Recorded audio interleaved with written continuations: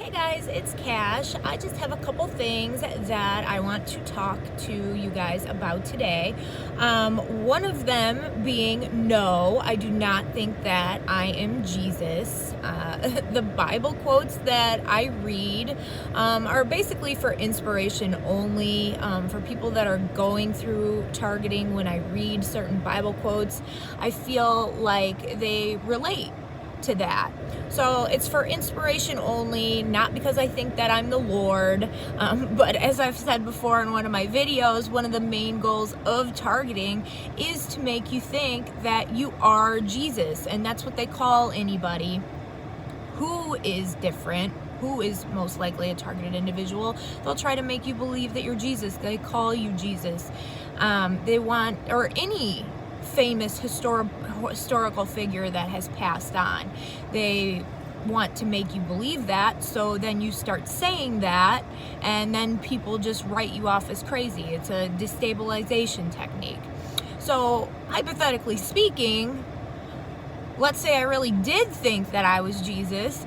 Isn't that better than thinking that you're the Joker or Harley Quinn or Wednesday Addams or whatever fictional character that this program or these people or whoever's in charge of this thing is trying to push and make people believe that they are? Because there's people out there that claim to be the Joker, and people just, he's a tough guy. And the people don't think that's insane, but if somebody comes out and says, oh, I'm like Jesus, like, then they're a schizo? Like, it just doesn't make sense to me. But whatever. That's the society we live in. So there's that. Then I have a bone to pick. No, I'm just kidding. But Amazon. So this is something that has been happening. This was something that was going on in Miami. As far as Amazon goes, they have impeccable timing when I pull up to my place that I am staying at. And this has been at different time slots. This has happened twice, where an Amazon Prime truck has pulled up almost as soon as I get home and nearly sideswipes my car and halts in my driveway.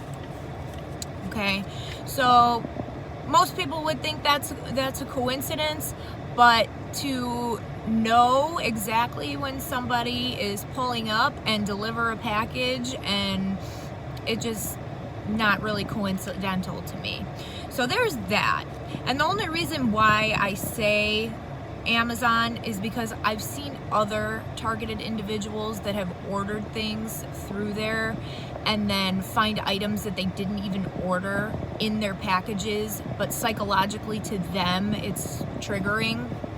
So this is why that I'm talking about this, because I have had a few things happen with Amazon, FedEx, and places like that. So I ordered a speaker through Amazon, and I got the speaker, and shortly, a couple hours later, I got a phone call from a man, and he ordered an event. He told me the place, the time, whatever.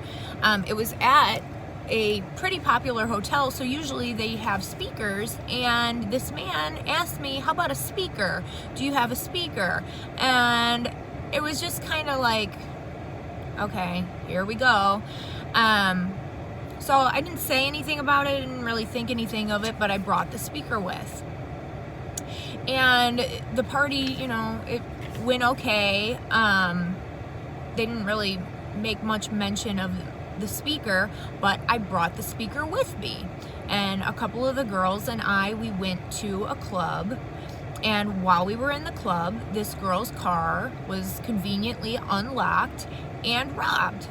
And nothing else was really taken in the car except for the speaker. My work bag was rummaged through. There was other things in the work bag that, if somebody was stealing stuff they were specifically looking for a speaker, is what I'm saying. So the speaker was stolen, and it was almost maybe 2-3 hours after I got the delivery notification that someone called me to book an event asking about a speaker. So could my emails be compromised? Could Amazon be giving information like this to police, to people that are involved in targeting? It's a possibility, because here's the next thing, my book. So if you guys remember, I didn't really talk about this too much. My book was published under Kristen Ashley, which is my real legal name. My book was doing good at first because people were buying it because there is another author named Kristen Ashley. Now, am I trying to pass my work off as her work? No, absolutely not. But Kristen Ashley is my name, and I would like that to be my pen name. But Amazon called my publisher and told them that if I did not change my pen name, this work and any future work that I publish, they will not sell it. So I had to change my pen name because I didn't want to take my work off Amazon. So that was basically the ultimatum that they gave me, to change my pen name. And then my sales went down. I'm not going to say drastically. I'm still selling the book, but they went down quite a bit. So if you bought the book and it's Kristen Ashley on the bottom, keep it, because it might be worth money someday. I sound like my grandmother. My grandma says stuff like that. Okay, so anyway, so this is like, because who's gonna believe somebody that says Amazon is harassing me? Or, you know, and then there's another thing. There's the bark box. The bark box was also a means of triggering for me. There was something about prom. I didn't go to prom.